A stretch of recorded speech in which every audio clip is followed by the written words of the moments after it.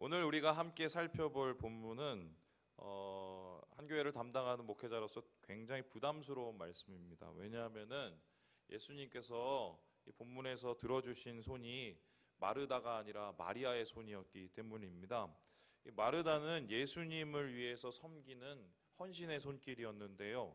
그것도 최선을 다해서 섬기는 봉사의 손길이었습니다. 심지어 섬김을 위해 은혜의 자리까지 포기하는 그리고 주방을 지키는 그런 헌신을 마다하지 않았는데요. 예나 지금이나 주방은 교회에서 있는 대표적인 음지사역지잖아요.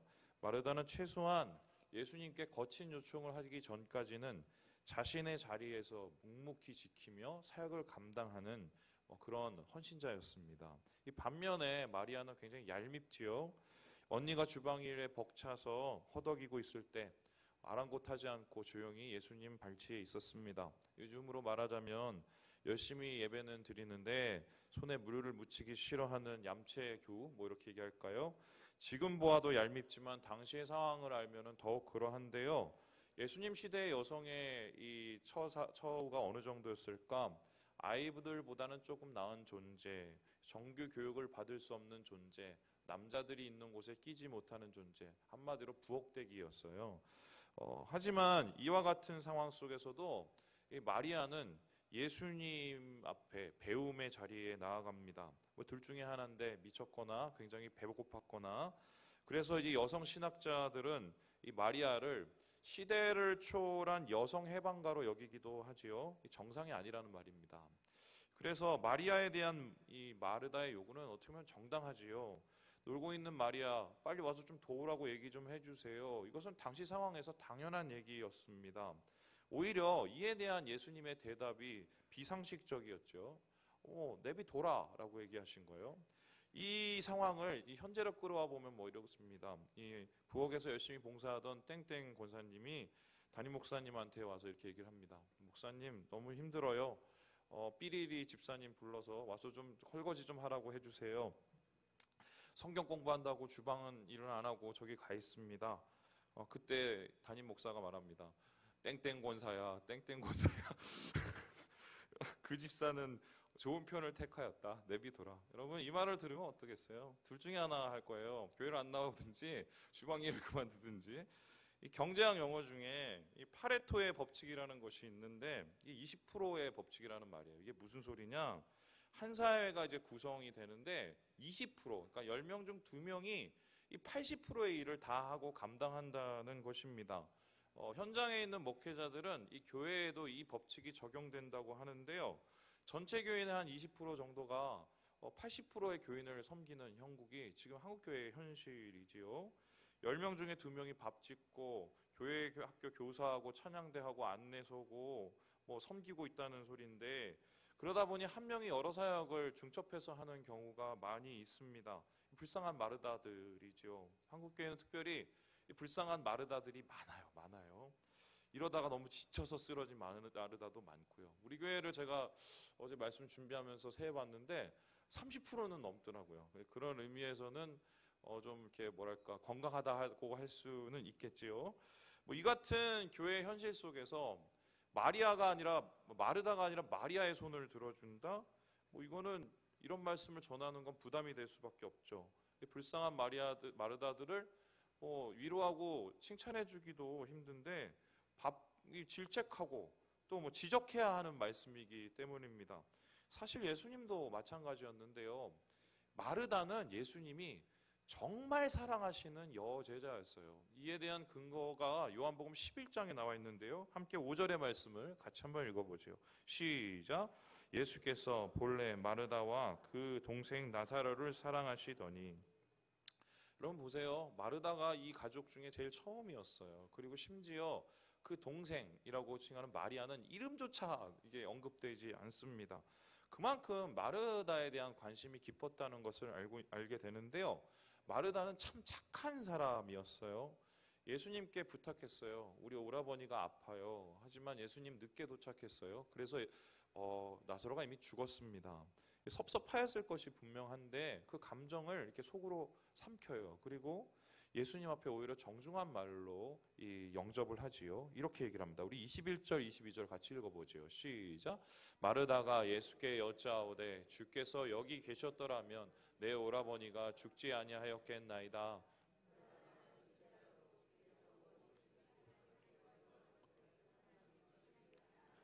사실 이 말의 뒤에는 왜 늦게 왔어요 이건데 이렇게 얘기 안 하고 아유 오셨으면 좋았을 걸, 하지만 지금이라도 말씀하시면 이루실 줄입니다. 굉장히 착하죠. 뿐만 아니라 마르다는 신실하기까지 했어요.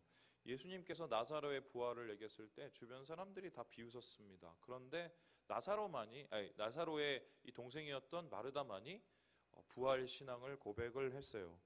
순전한 신앙의 소유자였고요. 예수님을 주님으로 그리스도로 고백한 몇 안 되는 제자였습니다. 하지만 본문에는 이렇게 착하고 순전한 신앙을 가진 마르다의 모습은 보이지 않고 오히려 짜증내고 불평하는 여인의 모습만 나타납니다. 아무리 착하고 신실하다고 해도 한계가 있기 마련인데요. 마르다는 지금 그 한계에 봉착한 것 같아요. 본문은 마르다가 한계에 다다른 이유를 다음과 같이 설명을 하는데요. 우리 같이 40절 읽어보죠. 40절의 말씀입니다. 시작. 마르다는 준비한 일이 많아 마음이 분주한지라.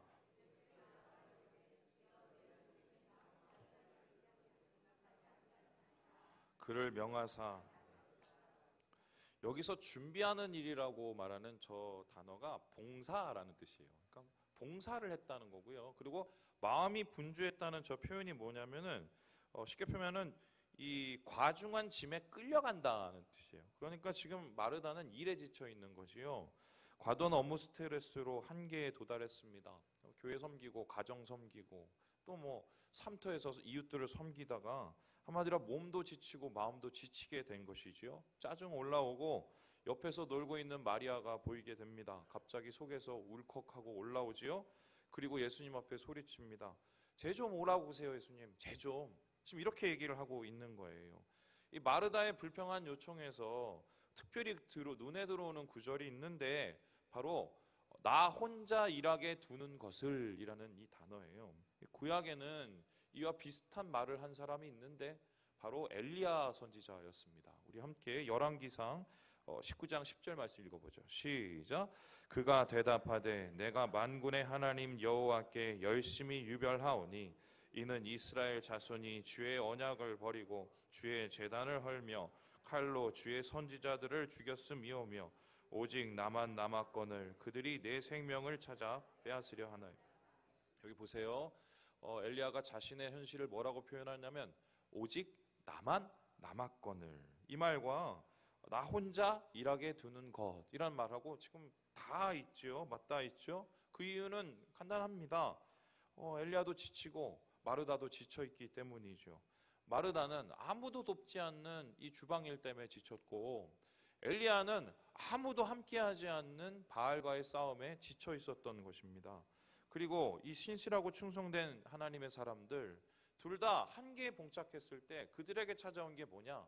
영적인 침체였어요. 기쁨으로 봉사하지 않는 것, 기쁨으로 섬기지 않는 것, 그리고 그 기쁨이 사라진 곳에 의무감과 책임감이 지배하는 것, 이게 그들의 상태였던 것입니다.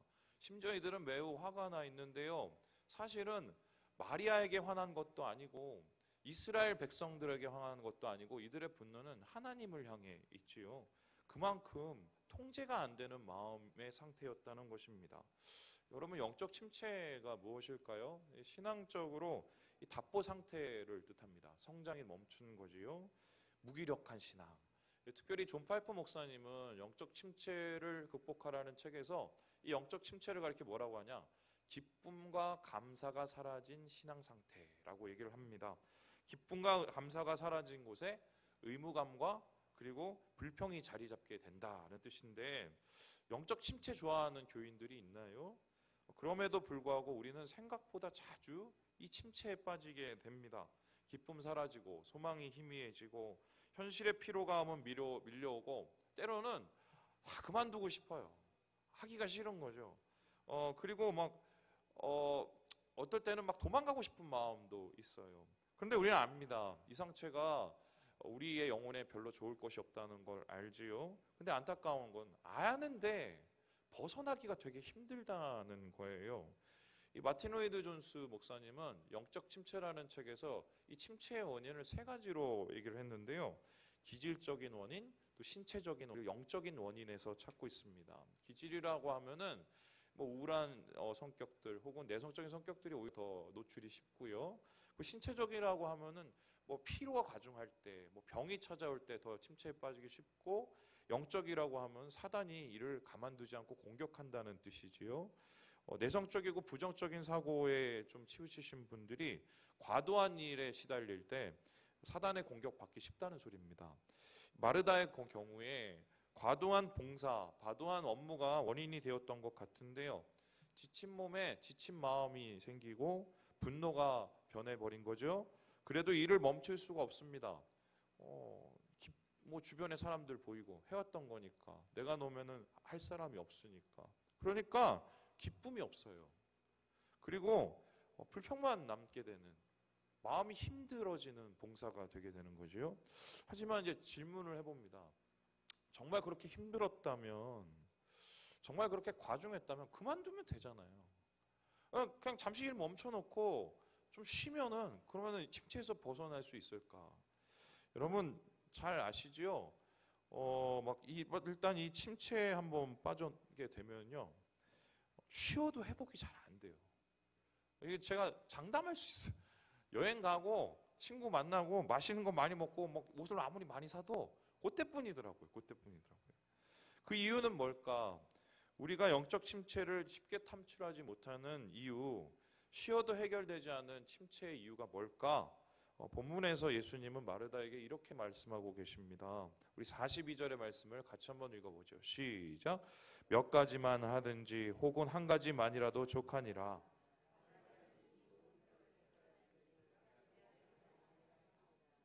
이 말씀은 뭘 해서 이게 해결이 되는 게 아니라는 거예요. 봉사를 하거나 봉사를 그만두거나 일을 그만두고 다른 일을 해서 해결이 된다는 게 아니에요. 지금 마르다가 이런 침체에 빠진 이유가 뭐냐? 좋은 것을 뺏겼기 때문에, 좋은 것을 빼앗겼기 때문에 이러한 상황에 도달했다는 것입니다. 그러면 중요한 질문이 남지요. 마르다가 빼앗긴 것은 도대체 무엇일까? 그녀가 무엇을 빼앗길래 이 침체에 빠지게 된 것일까? 오늘 저는 이러한 마르다가 빼앗긴 좋은 것, 이 세 가지를 좀 알아보려고 하는데, 이 침체의 원인, 그것이 무엇일까? 첫 번째로는요, 이 마르다가 위를 보지 않고 옆만 보았기 때문이에요. 쉽게 설명하면 시각을, 영적인 시각을 빼앗긴 것이지요. 마르다는 지금 하나님 또 주님을 바라본 게 아니라 주변 상황과 사람을 바라보고 있는 것입니다. 여러분 사역을 하면서 제가 제일 힘들 때가 언제인가? 생각해보면 어려운 사역은 없었어요. 진짜예요. 아무리 막 고되고 힘들어도 감사함으로 대부분 극복할 수 있는 것들이었어요. 그런데 제가 진짜 힘들었던 것은 살펴보면 그거예요. 사람하고 상황 때문이었어요. 사역이 문제가 아니라 사람하고 상황이 저의 마음을 지치게 하더라고요.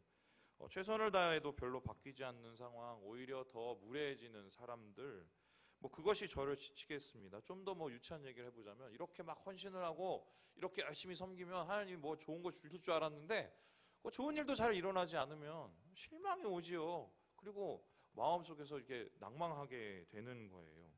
그래서 뭐 이런 마음이 듭니다. 이게 해서 뭐해? 결국 똑같은 걸. 그런데 그만두질 못해. 왜? 해왔던 거니까. 그리고 보는 눈이 있으니까. 안 하면은 하나님이 혼낼 것 같으니까. 그래서 기쁨 사라지고 소망이 사라지는데도 그냥 합니다. 그냥 그렇게 굴러가요. 마음이 망가지는데도. 물론 심정상 충분히 이해되지요. 하지만 생각해보면 잘못된 적용이에요. 왜 그런가? 우리의 믿음은 사실 옆에서 시작된 게 아니라 위로부터 시작이 됐기 때문입니다. 보좌에 계신, 하늘 보좌에 계신 하나님이 내려오셨어요. 그리고 죄악에 빠져있는 우리를 그 구렁텅이에서 건져주셨단 말이죠. 그러니까 신앙이 무엇이냐? 하늘로부터, 위로부터 시작되는 것이거든요. 그런데 우리의 신앙이 위를 바라보는 것을 멈추고 옆을 바라보기 시작할 때 그때 모든 시험과 침체들이 나타나기 시작하는 거예요. 그리고 사단은 우리의 마음속에 얘기합니다. 쟤를 봐, 저거 봐, 이 상황을 봐. 우리의 마음을 자꾸 낙담하게 만들지요. 그 옆에는 쌓여있는 부엌 일들과 말 잘 안 듣고 도와주지 않는 여동생이 보일 뿐입니다. 답답한 상황, 마음에 들지 않는 사람들, 옆만 보는 신앙은 낙심과 불안에 빠질 수밖에 없고요. 자신이 쌓아놓는 절망의 벽 안에 갇힐 수밖에 없습니다. 인간이 스스로 할 수 있는 일이라는 게 바로 이런 것 정도이기 때문이에요. 그래서 시편의 시인은 침체에 빠진 자기 자신에게 이렇게 외치고 있습니다. 함께 시편 42편 말씀을 읽어보죠. 시작. 내 영혼아 내가 어찌하여 낙심하며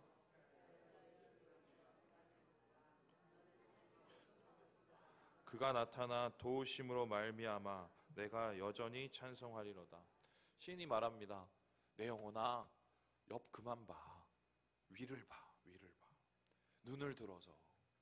거기에는 침체에 벗어날 수 있는 길이 보이는데 여전히 나를 도우시는 하나님의 얼굴, 여전히 나를 붙잡고 계시는 하나님의 손길이 있다고 얘기를 하고 있습니다. 여러분, 침체에서 벗어나는 일, 시각을 회복하는 것이죠.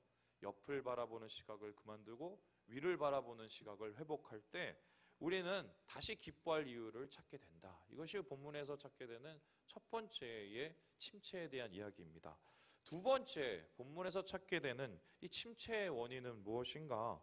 바로 주 안에서 하지 않고 주를 위해서 했기 때문입니다. 이게 무슨 뚱딴지 같은 소리인가? 아니, 사역은 목사님 주를 위해서 하는 거지 맞지요? 뭐 말장난하는 거예요?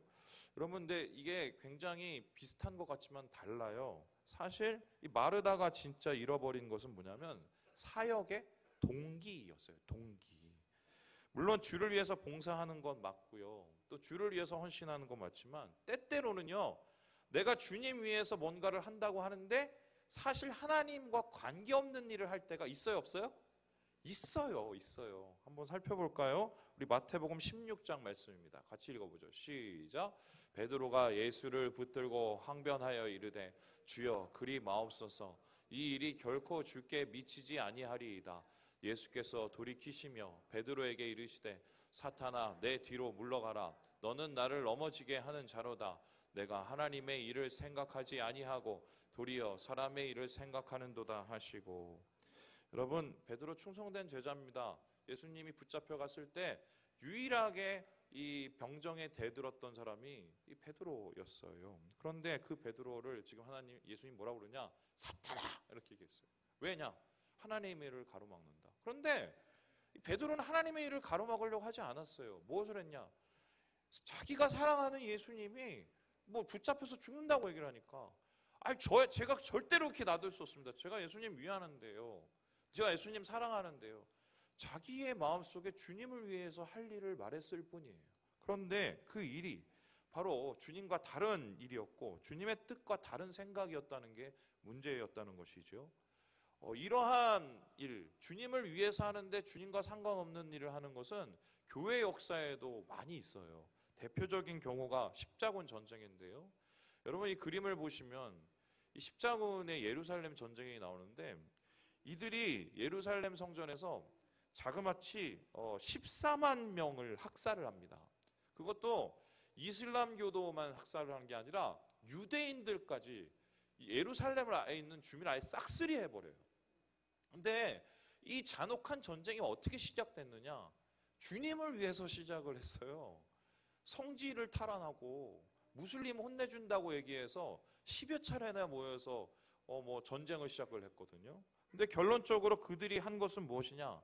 사람 죽이고 돌아오는 것이었어요. 심지어 이 십자군 전쟁의 역사를 보면 이 4차 십자군 때는 예루살렘이 아니라 전혀 다른 콘스탄티노플이라는 곳에 가서 거기서 사람들을 학살을 합니다. 그리고 동로마 제국을 멸망을 시켜요. 그러니까 이게 주님을 위해서 한다는 명목으로 가서 정치적인 일을 했던 거예요. 그리고 더 웃긴 게 뭐냐면 이 십자군 전쟁은 소년 십자군이라는 것도 있어요. 그러니까 이 프랑스에서 하고 독일에서 아이들을 이렇게 모아갖고 그 중에서 신앙심이 깊은 애들을 모아서 군대를 만들었습니다. 그리고 예루살렘을 회복하러 가자 갔어요.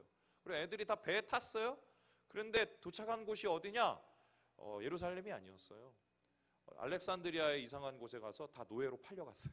중간에 이 장사치들이 이 신앙심을 미끼로 사기를 친 뭐 이런 웃기지 않는 상황까지 벌어지는데요. 주님을 위해서 한 일이 주님과 관계없는 일, 주님의 영광을 가로막는 일이 되었던 것이죠. 이 마르다의 경우도 다름이 없다고 생각을 합니다. 좋은 마음이죠. 예수님 저희 집 오세요. 제가 식사 한 끼 제대로 대접하고 싶어요. 얼마나 기뻐요. 그리고 나서 자기가 할 수 있는 최선을 다해서 달달달 볶고 뭐 끓이고 다 이렇게 하고 있단 말이에요.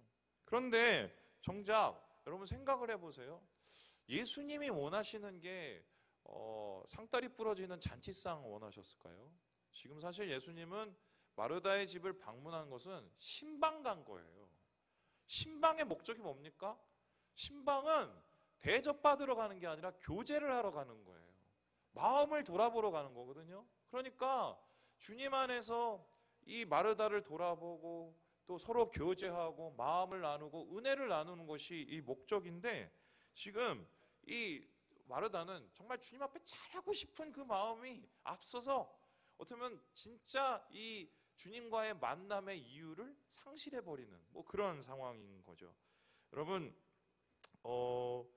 그렇습니다. 이 기쁨으로 감당하는 거는 좋지만 무리한 섬김은 사실은 좀 문제가 있어요. 주님은 주님을 위해서 하는 게 아니라 주님 안에서 하기를 원해요. 그러면 목사님, 주님 위해서 하는 거하고 주님 안에서 하는 게 무엇이 다른가요? 여러분, 주님 안에서 한다는 것은 주님이 원하시는 것을 주님이 주시는 힘으로 감당하는 것을 말합니다. 주님은 우리를 몰아붙이지 않으세요. 마르다를 고된 부엌 일에 몰아붙인 것은 예수님이 아니라 자기 자신이었습니다.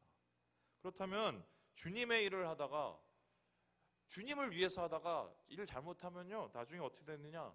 주님은 사라지고 일만 남아요. 힘들게 되죠. 불쌍한 마르다가 되는 것입니다. 그래서 저는 이렇게 얘기하고 싶어요. 주님 안에 거하라.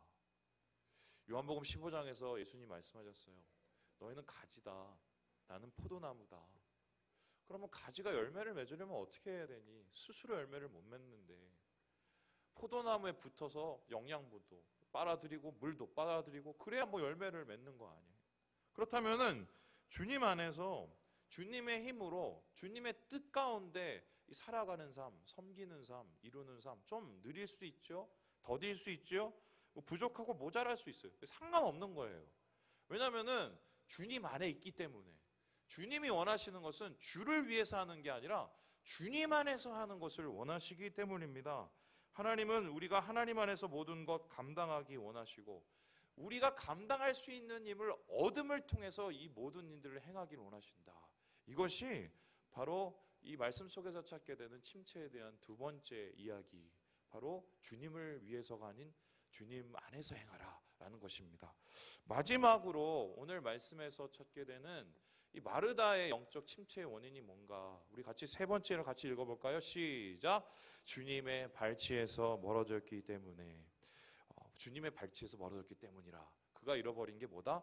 주님의 발치라는 것입니다. 우리 함께 39절의 말씀을 같이 한번 읽어보지요. 시작. 그에게 마리아라 하는 동생이 있어 주의 발치에 앉아. 앞에서 말했듯이 마리아의 행동은 좀 얄미운 행동이었어요. 그럼에도 불구하고 예수님이 그녀를 비난하지 않았던 이유가 뭡니까? 중심을 받죠. 그 중심에는 주님 사모하는 마음, 그리고 주님의 은혜를 사모하는 마음이 있었기 때문입니다. 사실은 마르다도 처음에 이 마음으로 섬겼을 거예요. 주님 사랑하는 마음, 주님을 섬기기 원하는 마음, 주님을 사모하는 마음으로 섬겼을 텐데 어느 순간인가 중심을 잃어버리게 된 것이죠. 분주해졌고요, 마음이 갈라졌고요, 걱정과 염려가 밀려왔습니다. 여러분이 몇 년 전까지만 해도 알지 못하던 이 선박 용어, 해운 용어가 이제는 많은 한국인들이 아는 이 단어가 되어버린 게 있어요. 그게 뭐냐? 바로 선박평형수라는 것입니다. 여러분 한 번은 들어보셨을 텐데요. 이 선박평형수라는 게 뭐냐면 선박 운행 시에 배의 중심을 잡아주는 물을 뜻해요. 밑바닥에 설치해 놓았는데요. 한마디로 배 균형 잡아주고 평형 유지해주는 물입니다. 일종의 오뚜기와 같은 원리죠. 오뚜기가 안 흔들린 이유는 밑에서 뭔가 받쳐주기 때문이죠. 그런데 이 용어를 사람들이 많이 알게 된 이유가 무엇이죠? 여러분 아시죠? 지난 3년 전의 사건, 세월호 침몰 사건. 우리 생각하기도 싫은데 아직도 이 침몰의 원인이 다 밝혀지지 않았지만 확실히 밝혀진 것 중에 하나가 뭐다? 바로 선박 평형수를 제대로 넣지 않아서라는 거예요. 이 배가 원래 2030톤의 평형수를 넣어야 이 좀 움직일 수 있는 배인데 4분의 1도 채우지 않았다고 합니다. 4분의 1도 채우지 않았기 때문에 이 막 화물이 기울어 보니까 한꺼번에 확 기울어 버린 거예요. 그런데 왜 이렇게 위험한 짓을 했을까? 이유가 비참한데요. 돈 때문이었어요. 좀 물 빼고 화물 좀 더 싣고, 그럼 좀 물을 빼야 기름값이 적게 드니까. 그러니까 한마디로 이 돈 몇 푼 벌자고 배를 넘어뜨리고 사람을 그만큼 죽인 거예요. 세월호는 우리가 모두 알듯이 천재가 아니라 인재였습니다. 배가 중심을 잃은 이유는 사람이 중심을 잃었기 때문이에요. 지켜야 될 기본을 지키지 않았기 때문입니다. 여러분 신앙에서도 마찬가지입니다. 저는 신앙에 있어서 이 평형수를 뭐라고 생각하느냐, 저에게 물어보면 단호하게 말할 수 있어요. 이건 예배예요. 신앙인이 예배를 잃어버리면, 예배의 분량을 채우지 못하면 흔들립니다.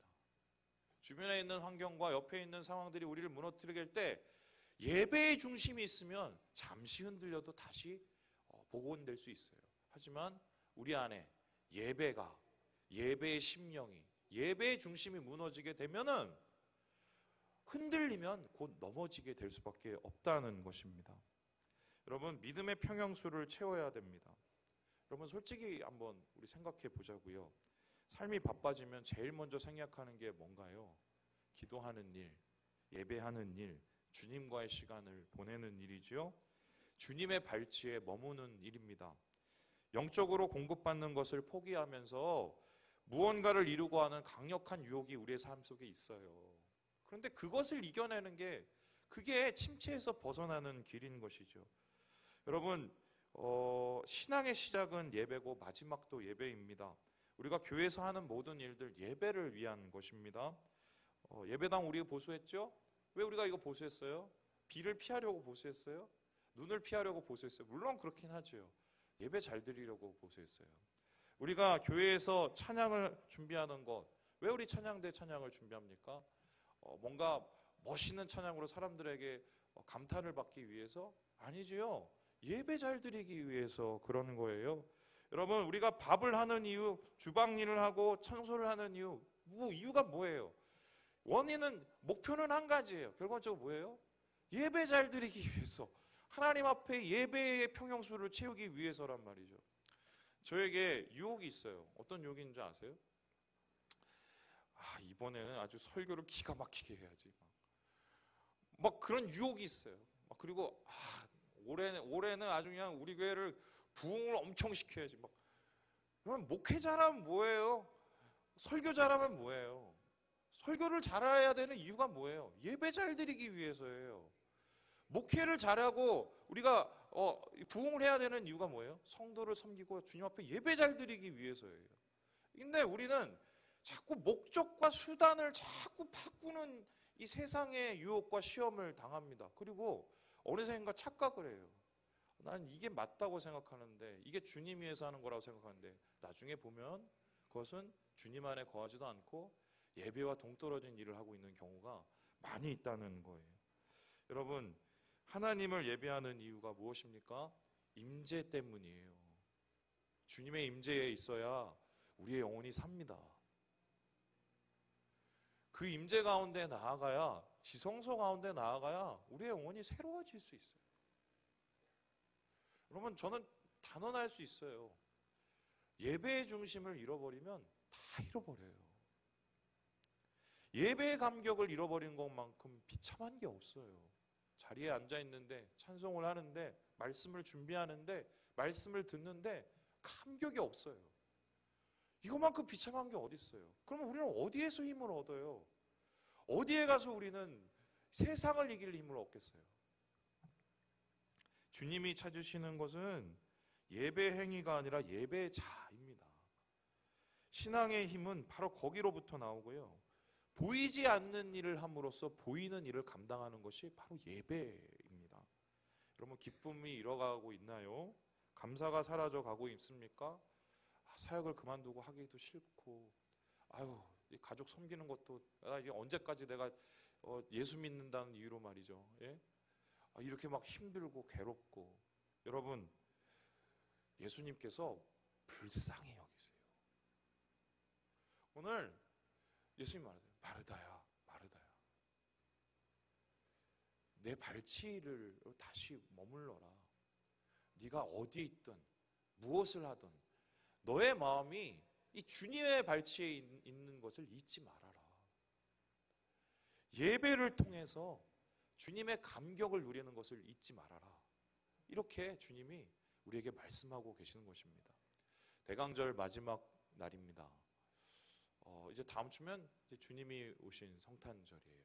여러분, 베들레헴의 그 작은 마을에, 그리고 작은 집에, 그리고 그 집에서도 누추한 마국간에, 그리고 구유에 예수님이 누우셨습니다.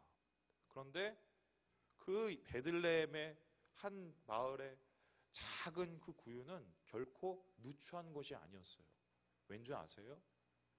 예수님의 탄생을 기뻐하는 동방박사들의 경배, 예수님의 탄생을 즐거워하는 이 목자들의 예배가 있었기 때문입니다. 우리가 주님의 탄생을 기억하고 주님의 다시 오심을 준비하면서 정말 우리의 마음속에 회복되어야 될 게 무엇인가? 저는 그게 예배의 중심이라고 생각을 해요. 좋은 것을 빼앗기지 맙시다. 예배의 감격을 빼앗기지 말아야 돼요. 주님 안에서 이 연말연시 바쁜 가운데서도 예배의 자리 회복하시고 다시 예배의 감격을 누리시는 우리 사랑하는 지체들 되시길 주님의 이름으로 축원합니다. 기도하겠습니다. 하나님 아버지, 오늘 말씀 가운데